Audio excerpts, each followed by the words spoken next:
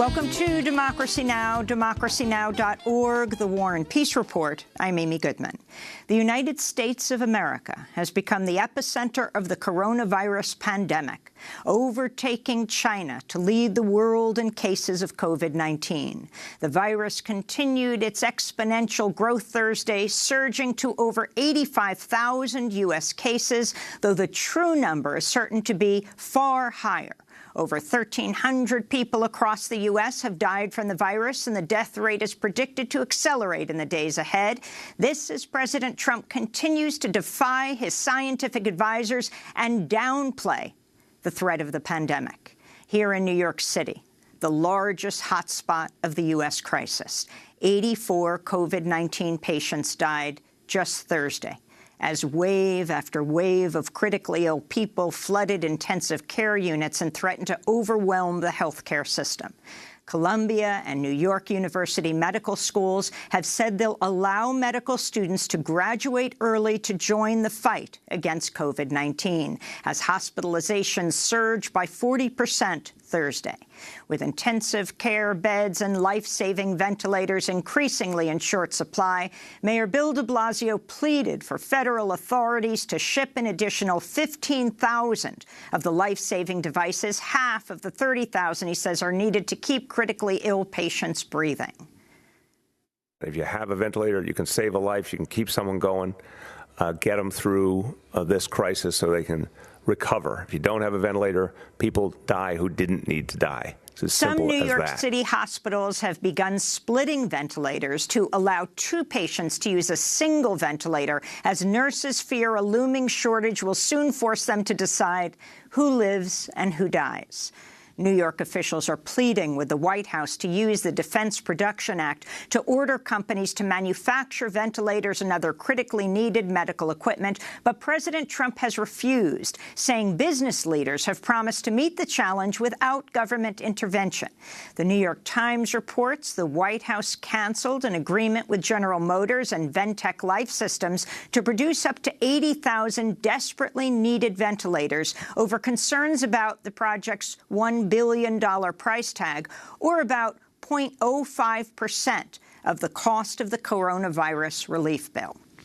On Thursday, President Trump said he doubled New York's urgent request for 30,000. He doubted.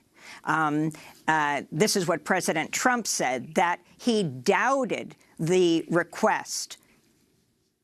I don't believe you need 40,000 or 30,000 ventilators. You know, you go into major hospitals sometimes, they'll have 2 ventilators, and now all of a sudden they're saying, can we order 30,000 ventilators?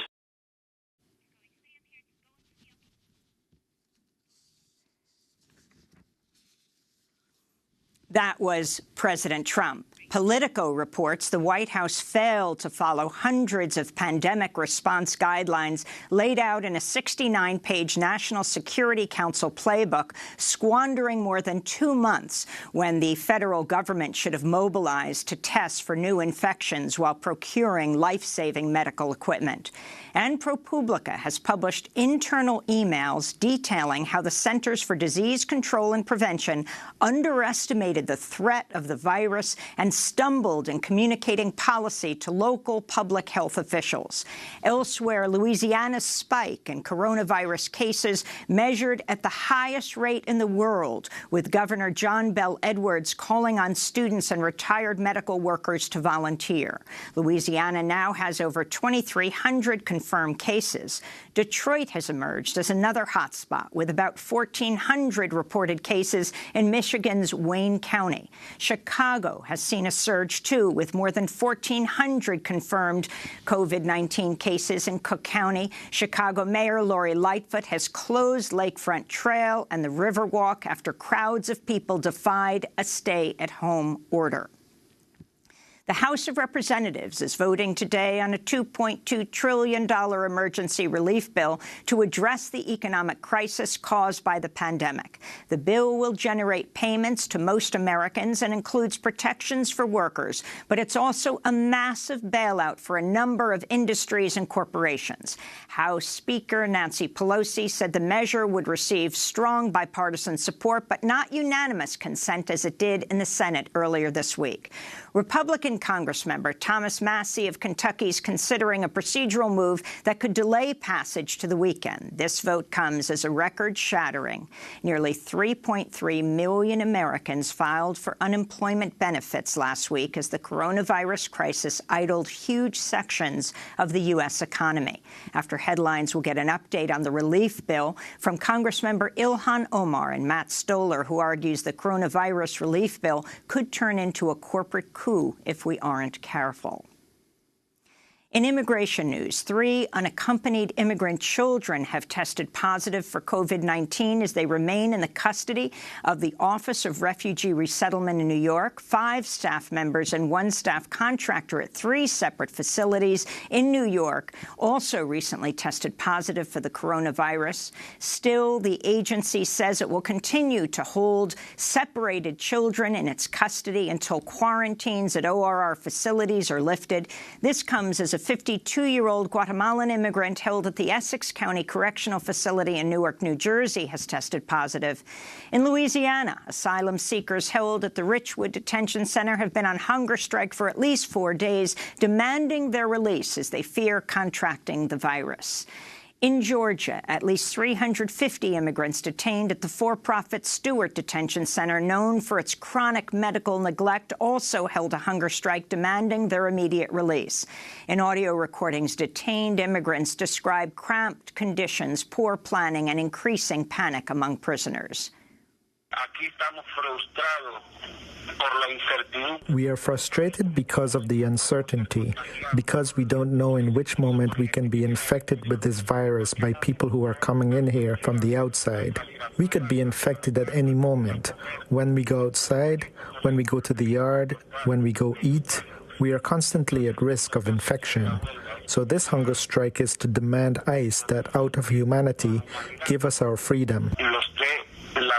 This comes as public health experts, elected officials, and advocacy groups are calling on New York Governor Cuomo to immediately grant clemency to vulnerable incarcerated people, including the sick and the elderly. This is prisoner rights activist Laura Whitehurn. Everyone who has any power at this moment, the governor has the most power. He could solve this issue immediately through his clemency powers. He has no limit on whom he can release from prison. That's Laura Whitehurn.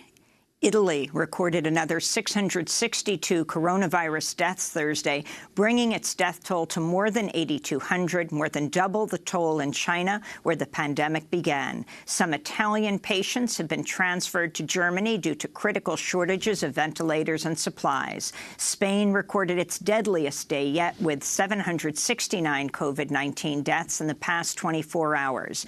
In Britain, Prime Minister Boris Johnson announced in a video posted on Twitter today that he is positive for COVID-19 and will work from home in self-isolation.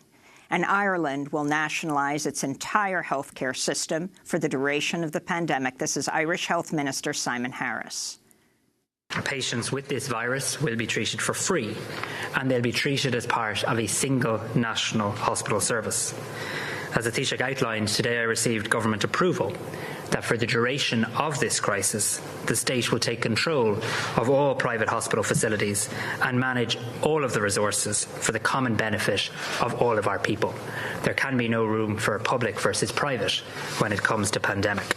China has announced a ban on almost all foreigners entering the country in an effort to prevent a second wave of coronavirus infections. In Japan, Prime Minister Shinzo Abe refused calls to lock down cities, citing the severe economic consequences of a stay-at-home order.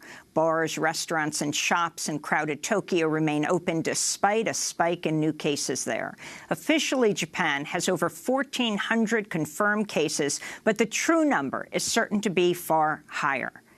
In northern Syria, civil defense workers known as the White Helmets have pivoted from responding to government bomb attacks to sanitizing camps for internally displaced people. The head of the opposition-controlled Idlib Health Directorate warns more than 100,000 people could die if the coronavirus sweeps through Syria's crowded camps, which lack even basic medical infrastructure.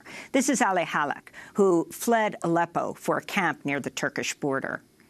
As you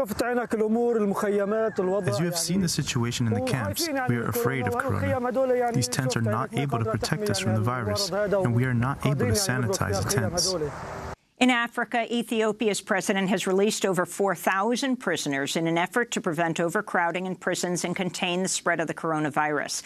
This comes as Ethiopians are calling on their government to lift months-long internet shutdowns in parts of Ethiopia, where government forces have clashed with the Oromo separatist group. The blackout has left millions unable to access information about the pandemic. In South Africa, which began a 3-week nationwide lockdown today, 2 COVID-19 deaths have been reported among the more than 900 confirmed cases. Meanwhile, Egyptian authorities have expelled Guardian journalist Ruth Michelson after she reported Egypt has far more coronavirus cases than have been officially reported. In Latin America, Brazilian President Jair Bolsonaro has exempted churches from coronavirus-related lockdowns by classifying religious gatherings as essential services, agreeing to demands from evangelical leaders. Confirmed coronavirus cases in Brazil have skyrocketed in the past week to nearly 3,000. In Mexico, the governor of the state of Puebla is facing backlash after claiming poor people are immune to COVID-19. Meanwhile, the Mexican government has temporarily suspended asylum requests as Mexico attempts to promote social distancing and cancels non-essential services. Mexico's confirmed nearly 600 COVID-19 cases amidst a severe shortage of tests. Back in the United States, the Environmental Protection Agency Thursday announced a sweeping and indefinite suspension of environmental rules, telling companies they'll be effectively allowed to regulate themselves during the coronavirus pandemic. Under the new rules, big polluters will no longer be punished for failing to comply with reporting rules and other requirements. Cynthia Giles, the EPA's former head of enforcement under President Obama, told The Hill newspaper the move, quote, tells companies across the country they will not face enforcement even if they emit unlawful air and water pollution in violation of environmental laws, so long as they claim that those failures are in some way caused by the virus pandemic. And it allows them an out on monitoring, too, so we may never know how bad the violating pollution was, she said. In climate news, extreme ocean temperatures along Australia's Great Barrier Reef have sparked the 3rd major coral bleaching event in the last 5 years. A recent study by University of Hawaii researchers predicts pollution and climate change will destroy 70% to 90% of coral reefs worldwide over the next 2 decades. In a blow to civil rights, the Supreme Court issued a unanimous ruling Monday that will make it harder for people to sue over racial discrimination in employment and contract negotiations. The Supreme Court threw out a lower court's ruling that had given the green light for a $20 billion racial bias lawsuit against Comcast, accusing the TV company of discriminating against black-owned channels by refusing to carry their content. The Trump administration's indicted Venezuelan President Nicolas Maduro on charges of narco-terrorism and international cocaine trafficking. Attorney General Bill Barr laid out the charges Thursday, claiming Maduro's Socialists United of Venezuela party partnered with dissident factions of Colombia's FARC rebel movement to, quote, flood the United States with cocaine while using the drug trade as a weapon against America. The State Department's offered a $15 million reward for information that could lead to Maduro's arrest. In a nationwide address Thursday, Venezuelan President Maduro dismissed the charges as another attempt by Washington to stage a coup d'etat.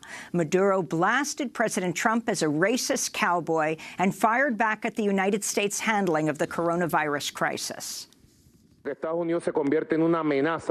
United States has become a public health threat to the public health of Latin America, the Caribbean, and the world. There is no public health system in the United States. There is no public health system. The entire system is private. And 30-year-old Indian-American journalist Lina Anwar has died after a long battle with an aggressive form of leukemia.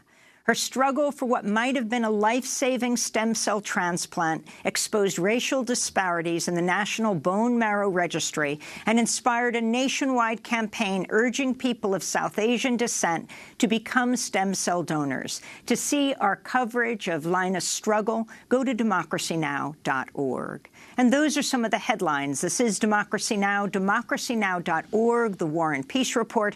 I'm Amy Goodman. We're broadcasting from the epicenter of the coronavirus pandemic in the United States. We're broadcasting from New York City.